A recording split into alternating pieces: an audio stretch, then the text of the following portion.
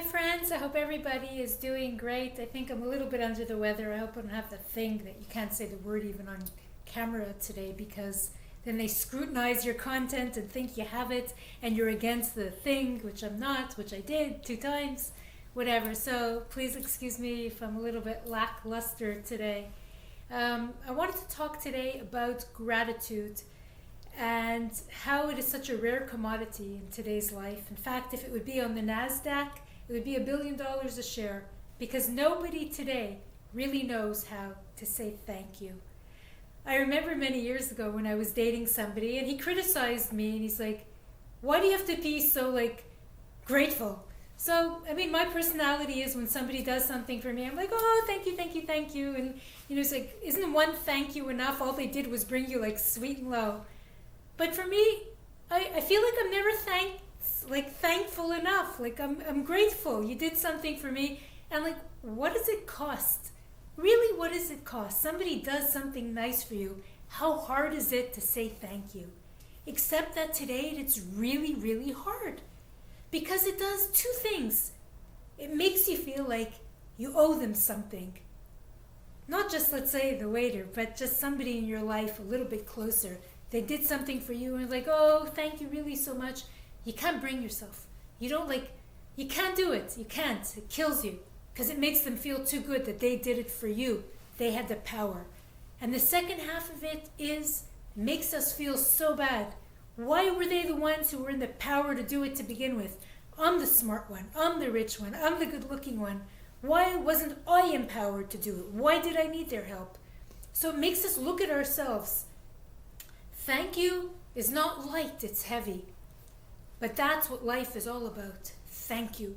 When a Jew wakes up in the morning, before we put our feet on the ground, we're thanking God. Thank you for restoring our souls. Thank you, Hashem, for giving me another chance to get it right today. You had faith in me. Thank you. Thank you is the pivot upon which the whole world and all of reality swirls and twirls around. Without thank you, you're a nothing. Without thank you, you are engaged in idol worship, because you think that everything that you do, it's all you, and all the results are either because of your effort or because of the thing itself. You make no place for God in that scenario, and that is idol worship. Thank you. Why is it so hard? And yet it is so difficult. In this week's parasha, Shemot, we read about a new king who arose over Egypt, and he knew not. A new Pharaoh arose over Egypt, and he knew not Joseph. He knew not Joseph? What do we know about Joseph? 3,333 years later, we know about Joseph. This is a Pharaoh who was, whatever, they put a crown on a half an hour after the other Pharaoh, grew up in the shadow of the greatest famine, which the whole world could have died. And it was Joseph who saved everybody. It was Joseph who interpreted the dreams of the king. We have pharaohs who were mummified that survived. And yet the story of Joseph wasn't mummified. He knew not Joseph. He knew not what Joseph did for Pharaoh and all of humanity. And for Egypt itself, he knew not. He didn't want to know the new king. But even worse, as some rabbis claim, is that it was not a new Pharaoh. It was a new version of the same Pharaoh, the very one who went through hell and high water, as they say, with Joseph. It was Joseph who interpreted his dreams. It was Joseph who saved him. It was Joseph who made him so rich and the whole land rich. He didn't remember Joseph. How convenient was that, eh? How many people in our lives just don't remember what we did for them? And you know what? When it comes to math and owing favors, all of us are really as good as me in math. And it never adds up in their favor. It always adds up. I did so much for them. If it weren't for me, they wouldn't be this and they wouldn't know that. We have a whole tabulation why they owe us. Thank you We're not so good at getting the math right on that. But that is really the trampoline for our well-being in life, is to say thank you to God, to all the people in our lives for even their small mercies. Here, take my parking spot. Here, I'll open the elevator door for you. Here, anything that people do for us is a moment to express our gratitude. Every little mercy that you found that parking spot is a little mercy from God, and it deserves gratitude. Thank you. You know, I tend to be somebody who likes to help and to give, but I'm human, I'm not God. And if people don't say thank you, I also have a little bit of a bitter taste on my tongue. Oh, they didn't say thank you. You know, maybe I won't do it again. I try not to go there because I try and know everybody has a different upbringing reality than my point of view. But I'm human, and when people don't say thank you, it bugs you. How much more God? He does everything for us, every breath, every step, every morsel of food. How much does God do for us? And what do we do in the morning? We complain.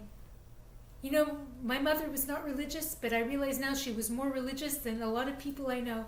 Whenever I complained growing up for the worst things that ever happened to me, that I couldn't blow dry my bangs straight, and I don't know, I forgot my school bag and whatever, my friend's house, those big tragedies in life, and I would complain, why is God doing this to me? And my mother would be like, Zindignish, don't sin.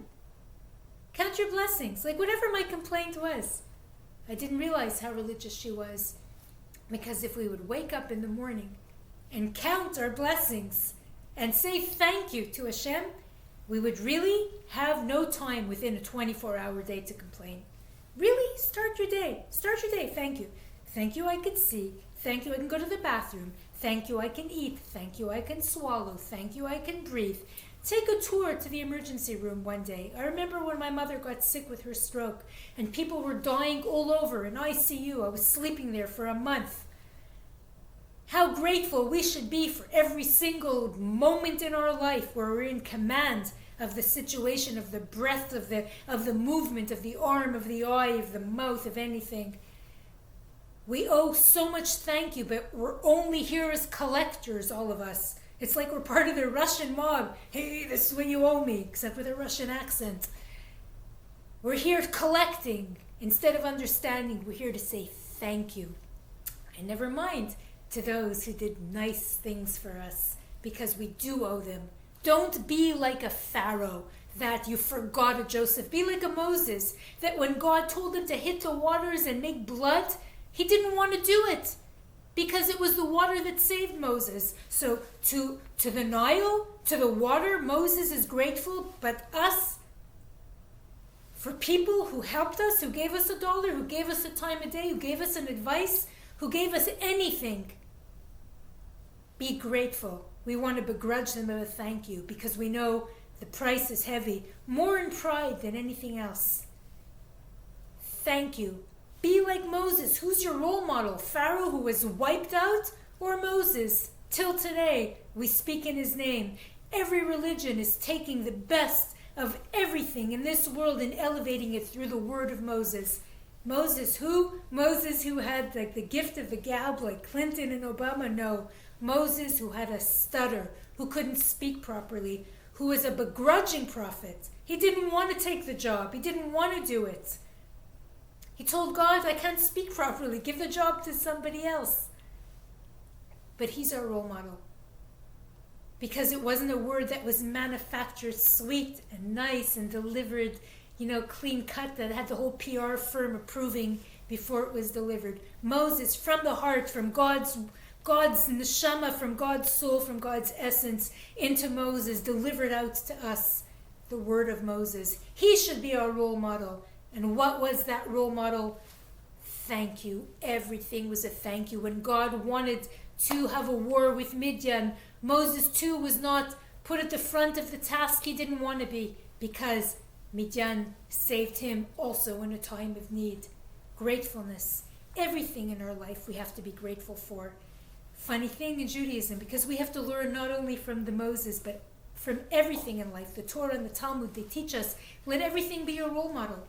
We have to learn the modesty from the certain animals, and the hard working and the honesty from the ant. Each animal in the kingdom has something to teach us in how we have to behave. Moses taught us how to be humble, how to know how to be grateful, how to be thankful, how to do the right thing. It's not all about preserving ego. Funny thing we learn about Pharaoh, because in the movie, Yul Brynner looks all cute, but we know that actually Pharaoh was a midget. He was very small, and he thought he was a bigger than God attitude, and he didn't recognize God. And why did he not recognize God in his little compact measurements? Because he started off by not remembering Joseph. He didn't know how to be grateful to Joseph. And what's the result of not being grateful to people who do things that are good in your life and better your life? You end up not knowing how to be grateful to Hashem himself. Idol worship. It's all about you or the person who did it to me. You're never realizing and acknowledging the source of your reality. Hashem is what it's all about. Where are you in all this? Where are you? Are you in a state of the world owes me? Because it just does, for whatever reason that we manufacture. Or are you a Moses? Grateful for everything. Grateful. I know that if I ever go out with a guy and he tells me again that you said thank you one time too many, I know right away it's not the person for me. Because I think in life, you never say thank you enough. Does nothing to you. Only if you're weak. Only if you're weak and you think you're a god. If you think you're a god, you don't have to thank anybody for anything, because I am fabulous. And all this came about because of my fabulousness. But if you're real and you're honest and you're true and you're humble and you understand that you are like nothing and you're going to go back to the worms and the dust and the maggots, you're going to be their supper at the end of the day, and you understand what we are at the end of this whole project. Thank you. You want to do all your mantras? You want to have the best vitamin intake? You want to have nutritional benefits in your life and be empowered? Say thank you. The best of you is in thank you. That is your true strength and your power. It turns you into the mensch that you are meant to be. Otherwise, the flip side is you're a bitter Pharaoh whose whole army and whole country ends up under the sea, that God floods you and you sink to the bottom in the heaviness and the weight of your own self-manufactured importance. Thank you to all my friends who support me on Facebook, on YouTube, wherever I am, with a kind word, with a check mark, even if you fast forward the videos and you don't even watch them. Whatever it is, I just thank you for being a part of my life. Thank you. Even for the people who are writing me comments that are negative. I evaluate them. If I can better myself because of them, if I know they're coming not actually from a good place, that's okay too. I thank you, because the weight of your resistance builds me into the strong person that I have to be. I thank you. I thank Hashem. Shabbat Shalom. And I hope that you too will end every day and start every day and spice it in between with a whole lot of thank yous.